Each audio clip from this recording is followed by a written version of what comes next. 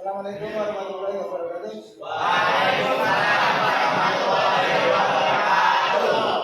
Baik, untuk anak-anakku 11 RO2, sebelum kita mulai pelajaran pada hari ini, kita mulai dulu dengan membaca doa yang dimulai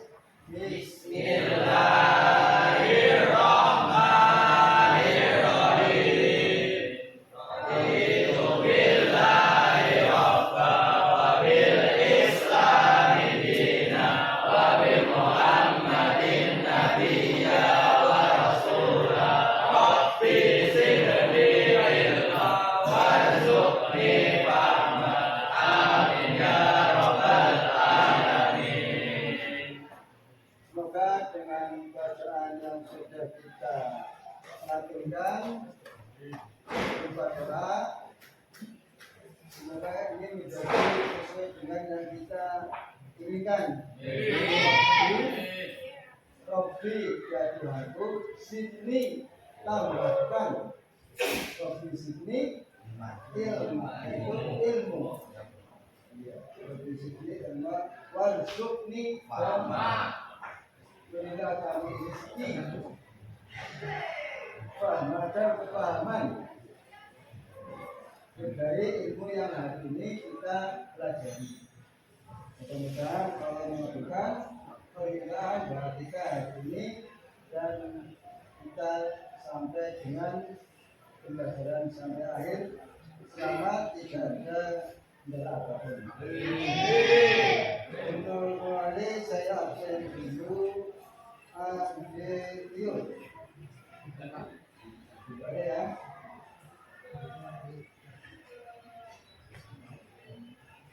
Ahmad Wardin, Andika Maulana, Kajik, Arsi, Aura, Lilian, Chelsea, Khairul Adnan, Desi Puji, Dinda, Elvanio, Hasan, Firman, Ibrahim,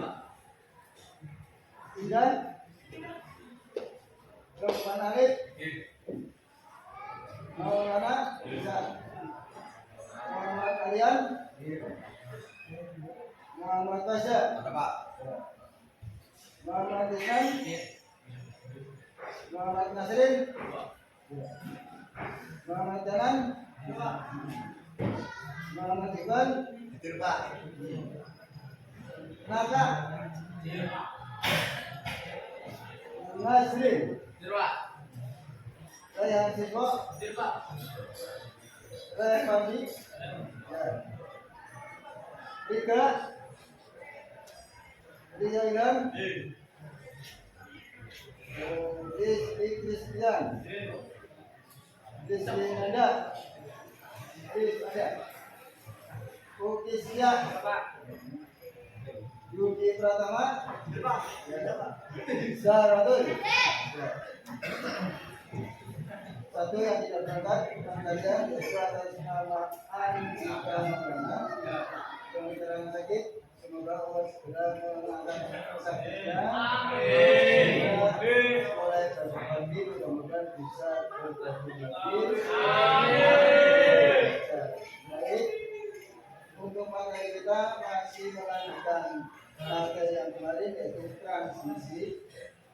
Perlu diingat bahwa transmisi itu adalah sesuatu yang begitu urgen, begitu penting. Begitu pentingnya transmisi, maka setiap kendaraan, baik itu yang beroda 2 ataupun beroda lebih dari 2, itu di sana pasti disertai dengan transmisi. Urgensi dari transmisi, fungsi dari transmisi yang paling penting adalah di antaranya mengubah momen. Jadi mengapa momen perlu dirubah? Ada yang tahu kira-kira? Mengapa momen perlu dirubah? Jawabannya, mengapa momen pada kendaraan itu perlu dirubah? Momen itu atau momen itu pengertiannya, definisinya ada yang masih ingat? Yaitu suatu yang dilakukan untuk melakukan usaha. Jadi pada kendaraan transmisi itu keberadaannya mengubah momen karena kendaraan berjalan tidak setiap kondisi jalan sama. Kadang ada jalan mendatar, kadang ada jalan mendaki atau menanjak. Kemudian kalau pada saat menanjak itu yang dibutuhkan kecepatan apa? Momen. Maka dari itu biasanya kendaraan dirubah giginya yang manual pada posisi gigi rendah. Ini yang menggunakan transmisi manual. Kalau pada transmisi matic ditempatkan giginya atau ruasnya pada posisi L. Posisi L, di versi lain, di merek lain ada posisi B1, B2 dan sebagainya. Lalu untuk transmisi yang kita pelajari di sini adalah transmisi manual. Transmisi perlu diketahui itu sebelum kita membahas transmisi manual ada beberapa jenis daripada pembagian transmisi.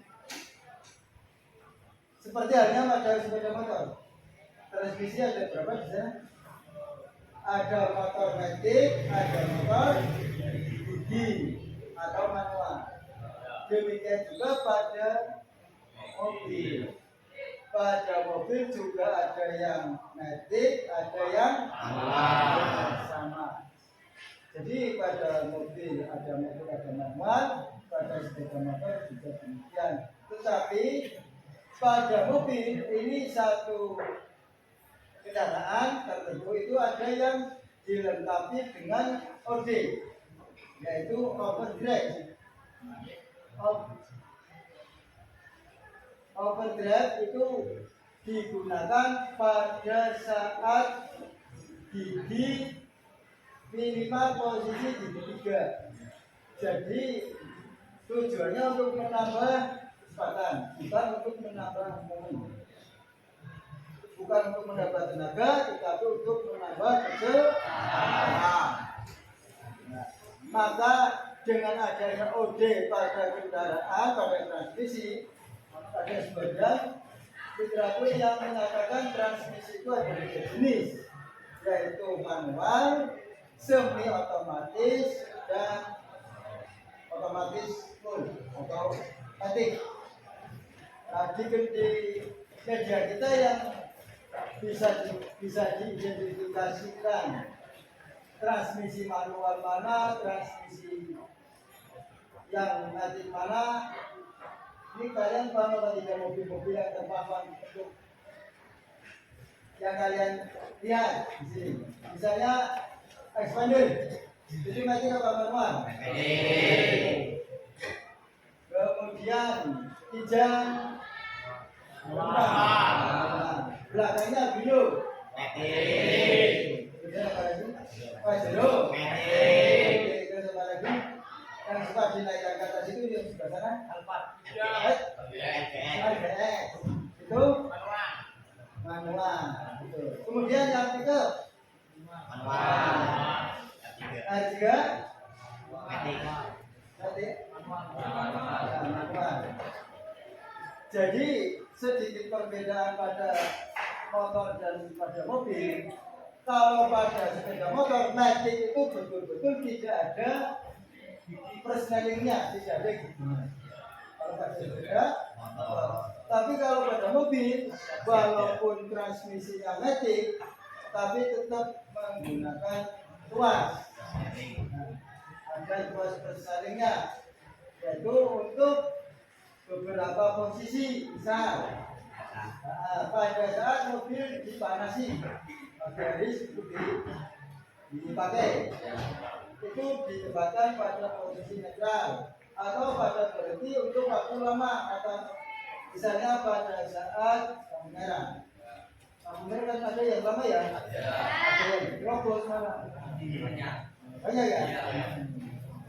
Ada yang terkirim mengikuti lampu, tapi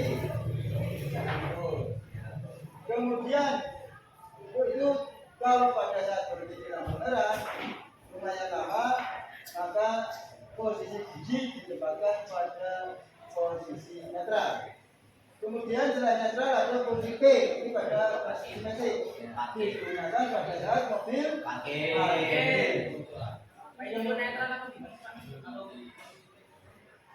Parkir sama parkir ya itu bisa masih ya, jadi giginya itu tersatu. Parkir itu giginya itu kunci, terkunci giginya. Kalau netral kan kayak seperti tadi, bebas ya. nah bebas semuanya berputar, bisa untuk didorong.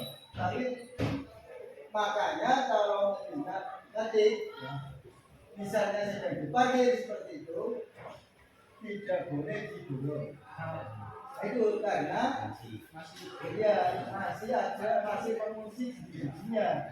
Kalau dipaksa didorong, nanti merusak gigi. Itu kalau bisa. Makanya kalau nanti sedang parkir itu tidak bisa didorong. Kemudian selain T, kemudian R ada lagi. Ini masing-masing produk beda-beda. Misalnya untuk Honda beda dengan Toyota. Honda kan punya produk sendiri ya. Toyota juga punya produk sendiri. Kemudian Expander juga punya, Mitsubishi juga punya produk sendiri. Itu posisinya setelah T, N ada yang D1, ada D2, ya kan? Nah, nanti sebagian lagi ada L untuk low, kemudian S untuk speed, kemudian ada D untuk drag. Kemudian ada lagi posisi tuasnya itu di setelah T, N, kemudian D1, ada yang D2. Dan seterusnya itu tinggal masing-masing produk itu punya varian tersendiri-sendiri. Kemudian setelah transmisi otomatis, maka pembagiannya matic itu juga bisa dibagi lagi. Matic itu menurut generasi pertama ini menggunakan gigi sinkromes. Gigi sinkromes yang seperti ini dengan dimodif nanti menjadi matic. Ini versi yang pertama. Kemudian versi yang kedua menggunakan planetary gilir, tetapi masih menggunakan rantai ataupun menggunakan pemindai dari logam lainnya. Nah, yang sekarang dipakai untuk teknologi transmisi matic sekarang yang dipakai adalah CVT. Masih ingat singkatan CVT? CVT. Kalau mendengar kata-kata CVT yang ada di pikiran kami itu apa? Nah, sepeda motor. Bagian belakang samping itu ya. Singkatannya apa sih? Continuously variable transaction. Iya, transaction. Continuously. Continue. Berarti berterusan.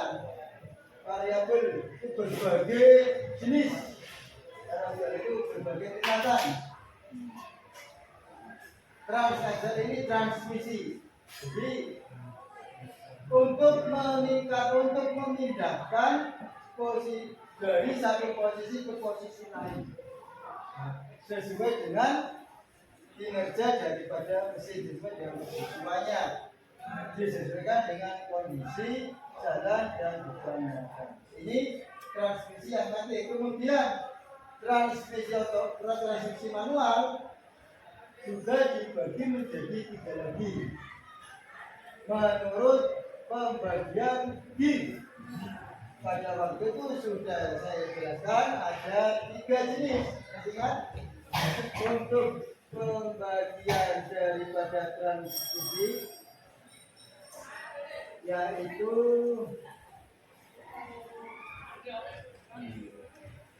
ini ada 3 jenis transmisi manual. Yang pertama adalah sliding mesh. Sliding mesh. Sliding bagi yang biasa main bola, ini kata-kata sliding ini tidak asing lagi ya.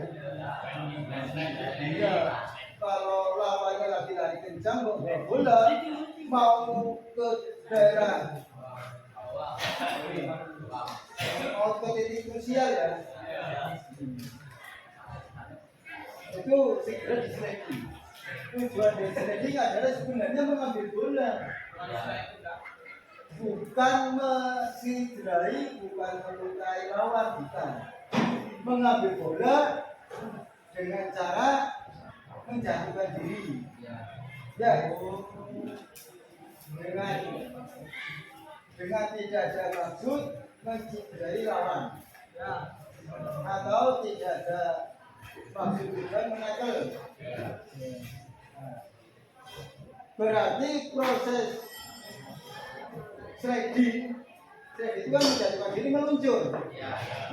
Nah, pada transmisi kata-kata meluncur ini diambil dari transmisi komponen yang salah satu ataupun dalam melakukan kerjanya giginya itu meluncur. Maksudnya meluncur ini bukan dari tempat atas ke tempat tinggi ke bawah secara terjun, bukan.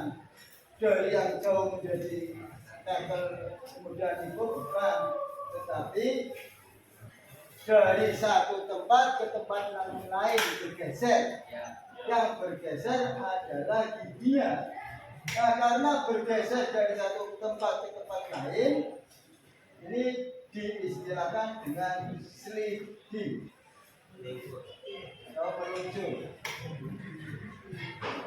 Dengan cara kerja yang meluncur seperti itu, ternyata yang namanya logam, kalau dari satu tempat ke tempat yang lain meluncur seperti ini, otomatis menimbulkan hentakan apa? Hentakan.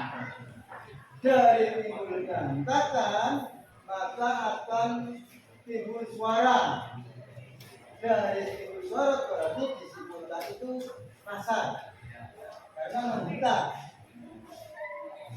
Maka dari itu sliding dengan alasan timbul hentakan, suaranya rasa juga karena secara tempatnya juga agak berjauhan, sekian senti atau sekian mili dari satu gigi ke gigi yang lain, maka pada saat perpindahan ini perlu waktu atau delay. Nah, dari satu tempat ke tempat yang lain, misalnya dari gigi satu, dari netral mau ke gigi satu, nah, ini perlu delay, tidak cepat karena ada jarak, yang lumayan jauh. Kemudian dengan alasan dasar, kemudian timbul hentakan, kemudian perpindahannya tidak responsif, itu maka jenis yang pertama ini no way atau ditinggalkan. Goodbye, selamat tinggal. Dadah lalapo.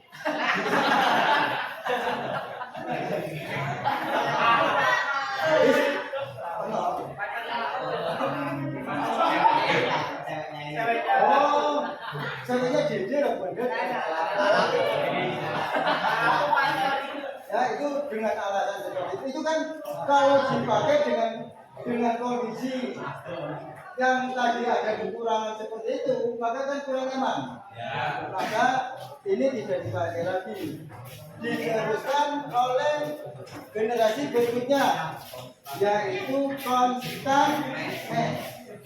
Kalau tadi sledging artinya menuju, kalau konstan artinya tetap. Giginya sudah tetap, giginya sudah tetap, tidak lagi berpindah-pindah. Tidak lagi berpindah-pindah, giginya tetap. Nah, di sini sudah ada bagian yang bertugas untuk mengerjakan peluncuran itu, yaitu pada saat gigi dipindahkan ada koplingnya. Jadi sudah ada kopling, sebenarnya sudah ada plat hub dan slash hubnya. Ya, tetapi masih terjadi delay. Kenapa? Karena susunannya belum praktis. Giginya berhenti tidak ikut berputar manakala gigiku tidak lagi bekerja misalnya. Ya, bekerja gigi satu ini. Gigi dua itu diam, baru nanti pada saat gerakan dioper gigi dua, baru gigi duanya berputar, gigi satunya gini. Nah, ibarat dalam olahraga cabang estafet pernah? Tahu cabang estafet tahu ya? Yaitu ngasih tongkat dari satu orang ke orang banyak. Pada ngasih tongkat di depannya itu dalam keadaan duduk, tidur atau meliling. Ancang-ancang sudah mau lari, ya kan? Sudah mau lari, minimal sudah lari kecil. Nah, kenapa? Biar pada saat dikasih tongkat itu langsung cep, langsung gercep. Nah, dengan diamnya gigi pada saat tidak bekerja dan baru bekerja saat ada perpindahan, maka ini juga menimbulkan suara hentakan. Otomatis hentakan karena yang tadinya diam tiba-tiba bergerak atau harus mengeluarkan tenaga apa? Dan titik korosif. Tenaga apa? Untuk memutarkan poros. Untuk memutarkan poros ini baru bekerja setelah ditempel oleh kopling. Nah, kalau seperti itu berarti sekali lagi juga ada kelemahan. Juga konstruksinya terlalu besar. Konstruksi itu ya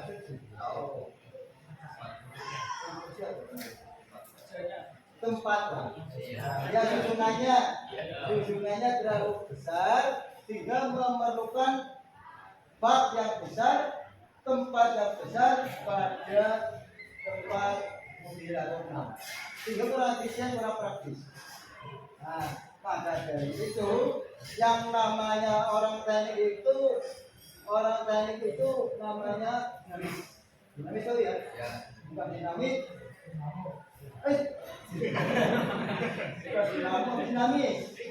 Dinamis kebalikan dari lawan kata dinamis.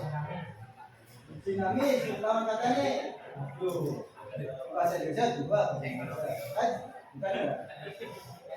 Lawan katanya statis. Pernah melihat? Pernah. Statis bukan motor. Statis dan listrik dinamis. Ya kan? Nah, orang teknik itu dinamis artinya bergerak, berkembang. Makanya ini dikembangkan. Kalau sekarang yang tadi itu kan pengembangan teknologi pesawat ya. Yang kita dijual juga ternyata dia itu punya pesawat yang canggih. Sekarang itu pengamanan itu bisa melalui data di dalam. Kalau udah sudah dikuasai, maka tinggal bumi diatur.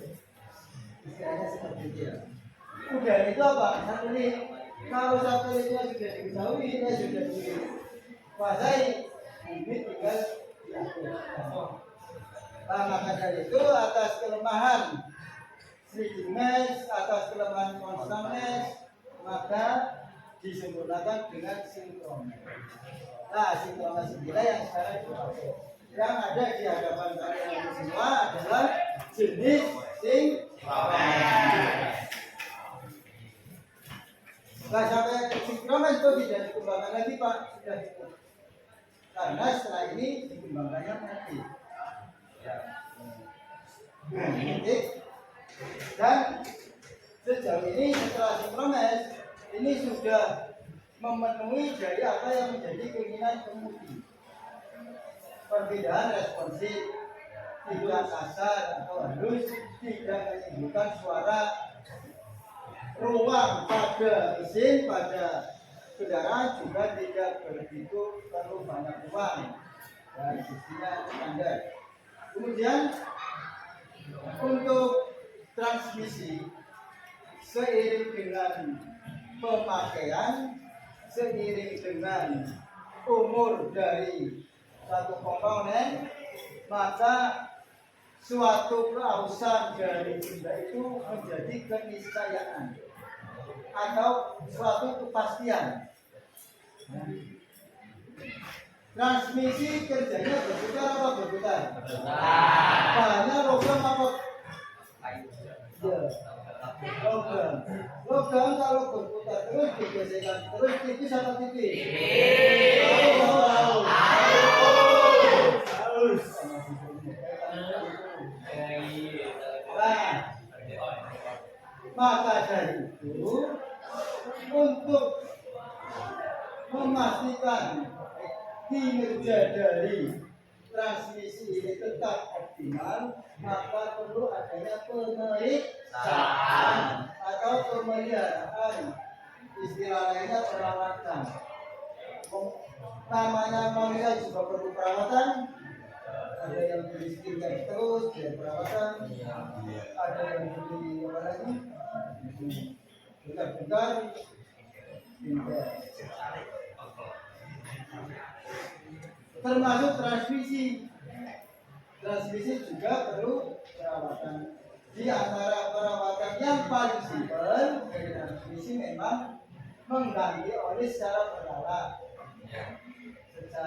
berkala sesuai dengan petunjuk dari kendaraan. Karena oli itu mempunyai dua kemungkinan, encer. Kalau kita lihat kemudian bisa belajar bahannya berkurang. Misalnya kalian memakai apa? Oli apa? Sen.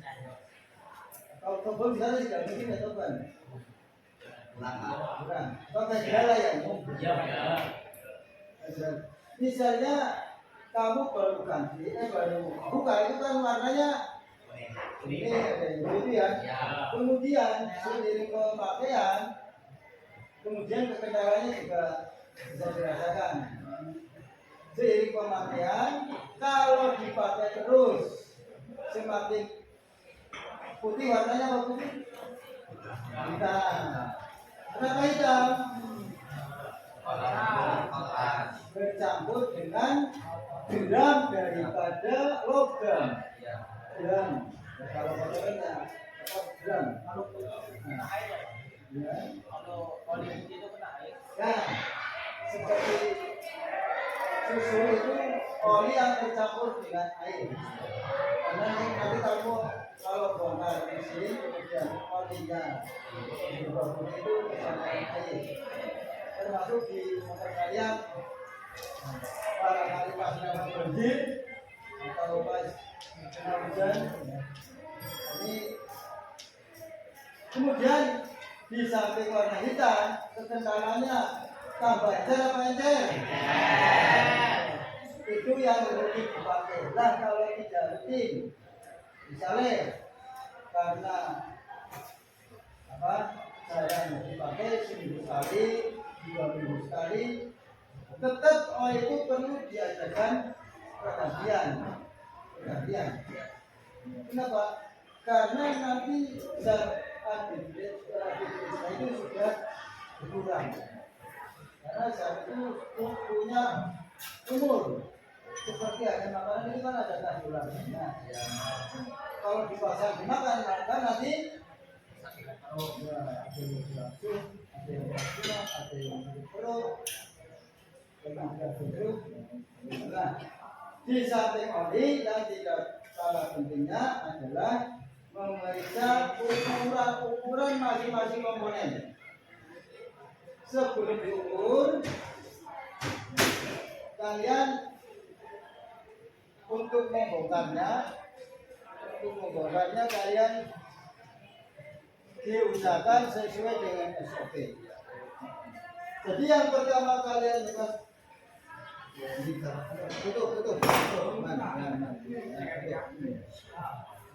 Yang kalian lepas dulu itu adalah itu. Namanya apa ini?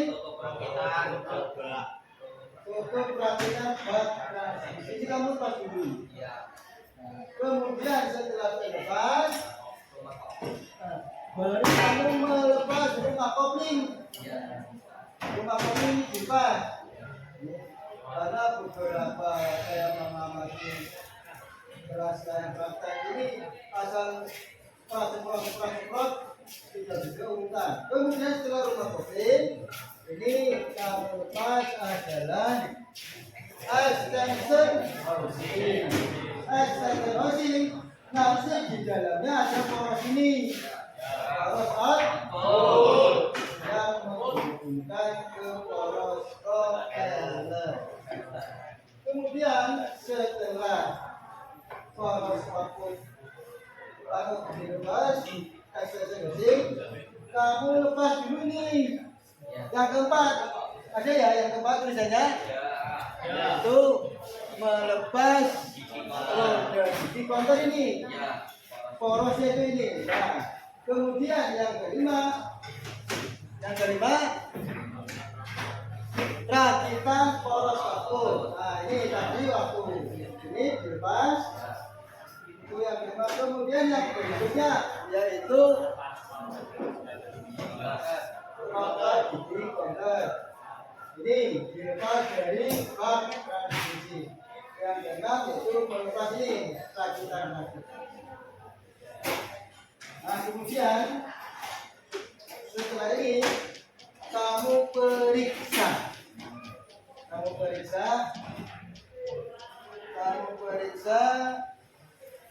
Saya minta kalian coba untuk alat yang ada di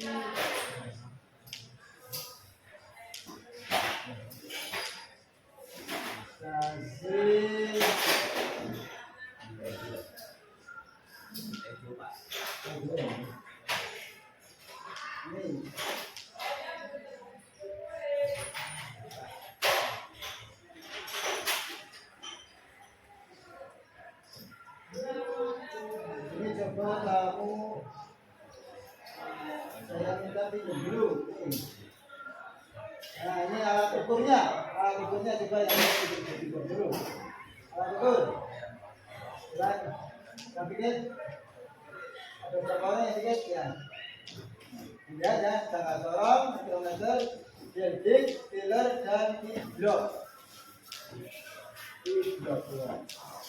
Ingat, pada saat membongkar seperti ini, yang perlu kamu identifikasi adalah yang pertama kelengkapan dari komponen.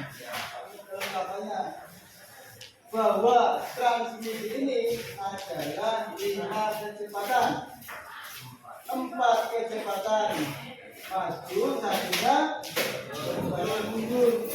Nah, untuk transmisi jenis Toyota R40 untuk gigi mundurnya terpisah dengan gigi yang lain. Nanti untuk model selain Toyota mungkin menyatu, ada yang di belakang daripada gigi satu, Ya. Ada yang di antaranya itu beda produk, beda varian, beda model. Kemudian nanti kalian di sini berarti sudah terbiasa dalam membaca jangka, misalkan dalam membaca itu yang teliti. Kemudian mikrometer hampir sama sebenarnya antara mikrometer dan jangka sorong, sama-sama bisa digunakan untuk mengukur diameter. Sama ya, kalau jangka sorong juga bisa, mikrometer juga bisa. Kemudian dialgik juga pernah lihat ya, dialgik. Yang ada jalurnya gerak kanan kiri. Yuk, ini untuk teknisnya kita bahas. Kemudian sinergi single lagi. Ada pames. Itu ada ukurannya semakin lama dipakai nanti semakin berat angkanya. Nanti kamu dikasih cara mengetahui ketebalannya menggunakan jangka sorong dengan cara diukur ketebalannya. Karena salah satu fungsi jangka sorong yaitu untuk mengukur ketebalan. Nah, kita lihat. Ya.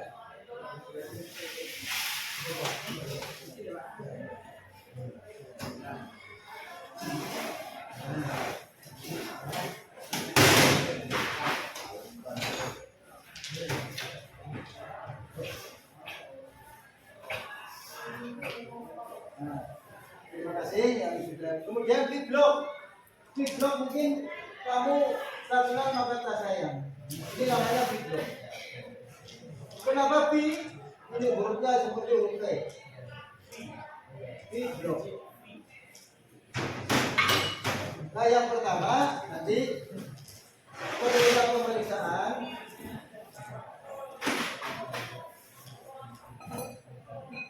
yaitu tujuannya adalah untuk mengetahui apakah komponen tersebut masih bisa dipakai, masih layak atau tidak. Kalau tidak, apa bisa diperbaiki, apa harus ganti. Nanti dilihat dari jenis komponennya. Kalau misalnya beling, dari mana beling? Ya misalnya rusak, bisa diperbaiki apa harus ganti. Kemudian misalnya sil tahu ya? Tahu. Nah, fungsinya untuk apa sil? Untuk untuk rapat, untuk menahan cairan yang ada di dalam itu atau bahan itu. Yang pertama yaitu yang diperiksa adalah ini lens poros output. Nah, lens atau pembatas pada poros output ini kamu identifikasikan. Kemudian kamu penempatannya bebas, yang penting aman. Seperti ini juga boleh, atau ditempatkan di blok, ya, di blok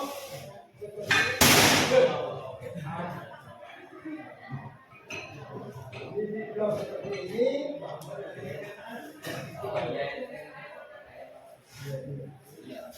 Nah, untuk mengukur ketebalan digunakan jangka sorong. Cara mengukurnya demikian, simple. Mengukur ketebalan begini ya. Setelah pas kamu tarik, kamu kunci, kamu lihat hasil ukuran. Nah, di sini ketebalan minimum, ketebalan paling tipis, ketebalan 1/7. ketebalan limit itu adalah 5,9. Nah, kalau logam semakin sering dipakai semakin tebal apa tipis? Kalau ketebalannya di atas ini berarti masih dalam toleransi. Tapi kalau ketebalannya sudah di bawah ini, di bawah, berarti sudah ya tidak layak. Oh, tadi toleransi kan nanti kalau di bawah ini toleransi. Jadi sudah harus melebihi dari ketebalan minimal yang dianjurkan. Maka kesimpulannya ada hasilnya kalian tulis. Kesimpulannya bagaimana? Apa poros ini bisa diperbaiki kalau tulis atau harus diganti? Silakan nanti kalian. Kemudian yang kedua yaitu menggunakan cara-cara mengukur ketebalan flange luncuran dalam.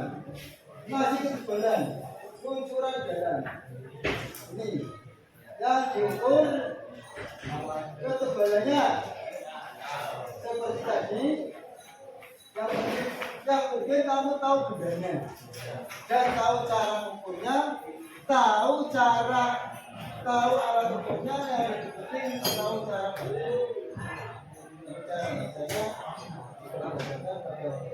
kemudian ada diameter mohon maaf diameter ini sekali lagi mohon maaf ini ketebalan diameternya minimal itu 36. Kalau ketebalan minimum atau diameter minimal itu kamu melihat angka. Angkanya berarti harus di antara 25 sampai 50. Kalau ini dipakai kelihatannya warna semua.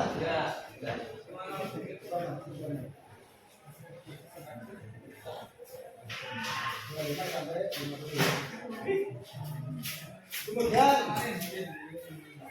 berikutnya mengukur gorengan. Nah, mengukur gorengan cara menempatkannya seperti ini. Ini bloknya ya. Di poros yang permukaannya harus jangan yang ada giginya, jangan yang ada alurnya. Paham ya? Ini kamu tempatkan pada ujungnya biar menyentuh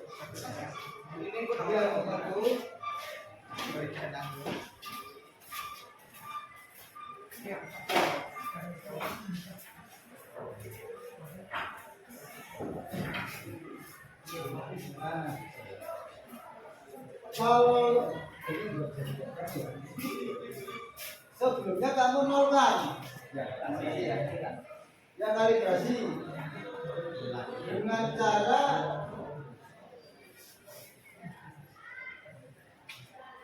ini biar kamu lihat.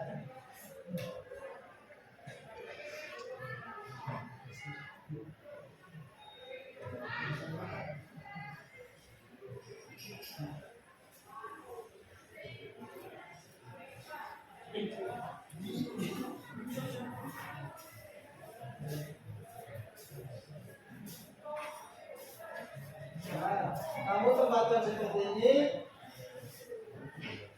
biar nyentuh di permukaan, kemudian kamu putar. Kalau nanti bergerak, tapi sebenarnya dinolkan dulu ya, kalibrasi, dicari angka yang terjauh. Kalau berputar ke kanan dibaca angka yang besar.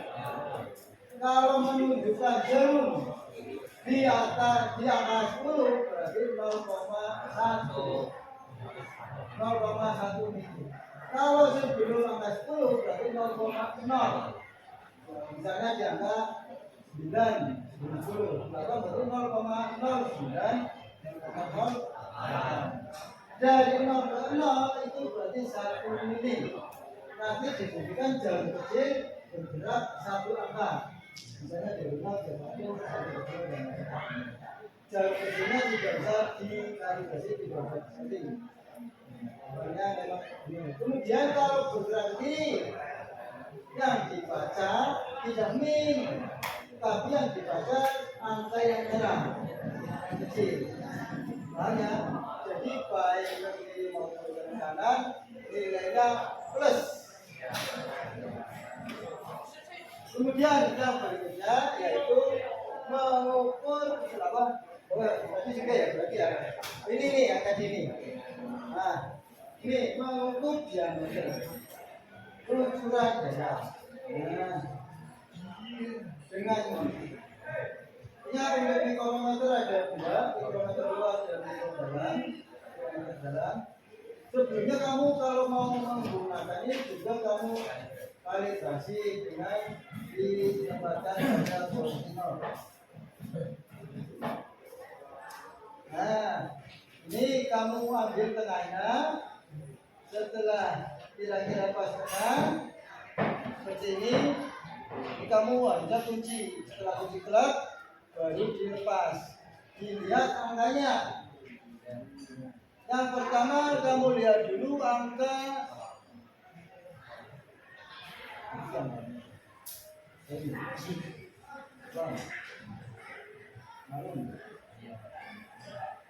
nah, misalnya 35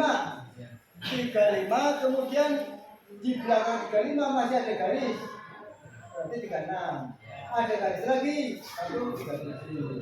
Misalnya 37, oh di situ kemudian yang bawah kelihatan, berarti ditambah 50.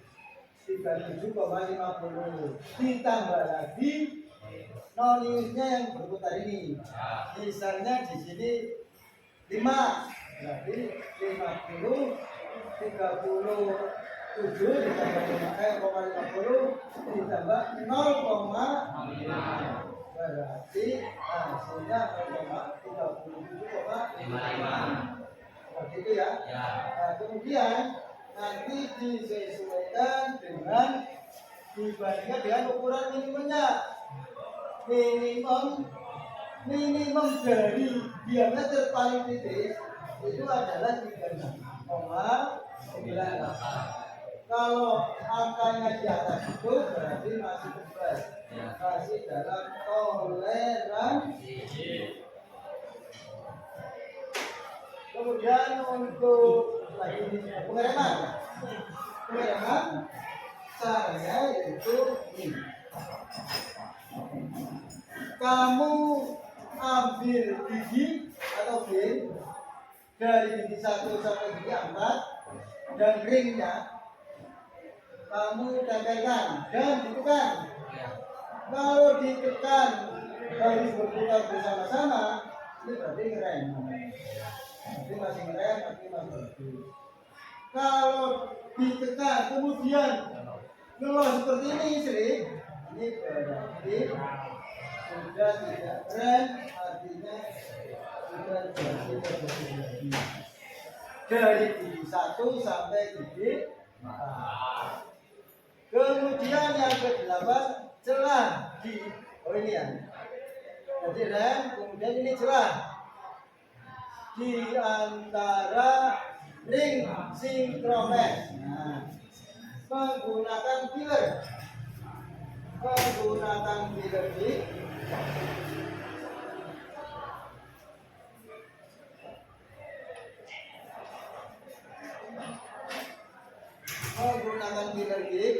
sesuaikan dengan ketebalan dari filler yang bisa masuk tapi tidak longgar, tapi juga tidak seret yang pas. Ini berapa ukurannya? Nanti dibandingkan dengan ukuran yang di sini. Standarnya sekian, celah minimum itu berarti paling sempit.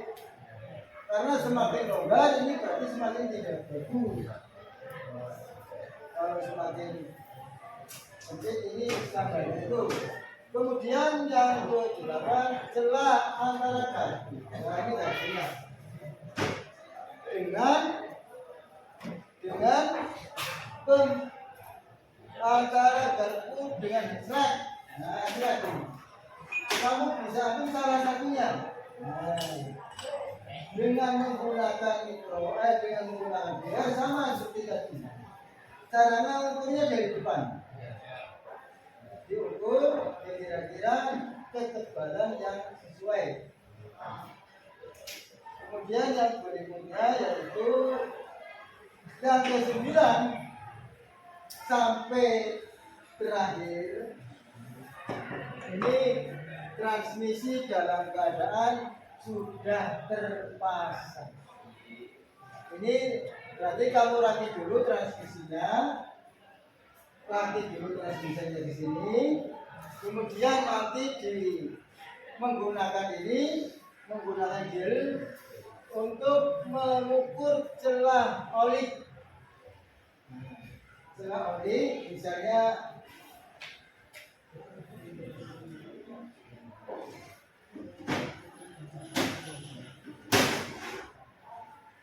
ini misalnya sudah terpasang.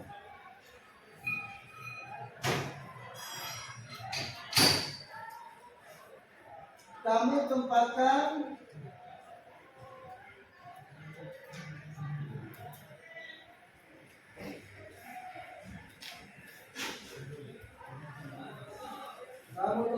dengan cara digerakkan ke atas ke bawah.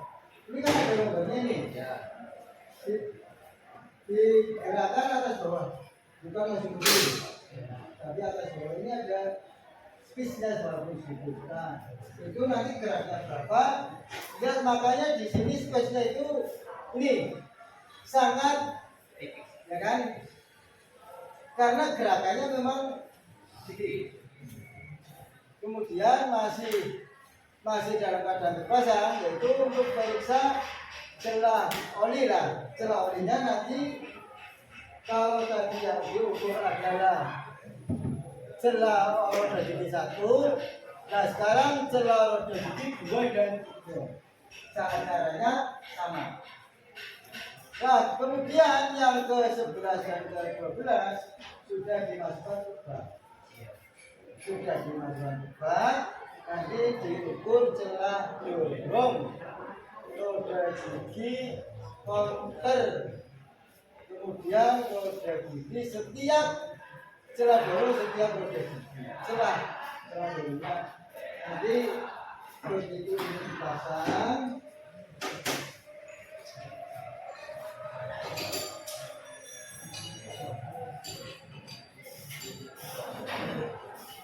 ini nanti ada celah dorongnya. Ini kita pakainya di sini pakai celah dorongnya itu kenapa itu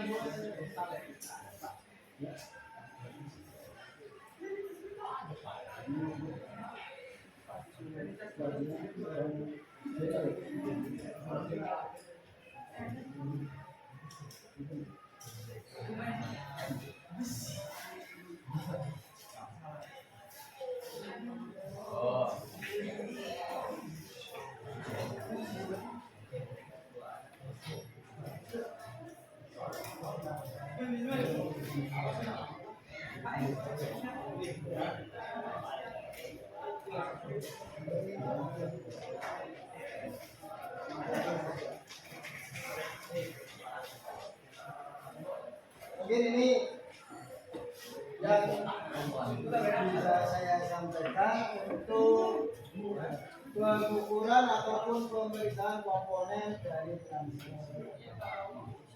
Saya ini untuk pertemuan hari ini sekian dulu. Saya akhiri. Assalamualaikum warahmatullahi wabarakatuh.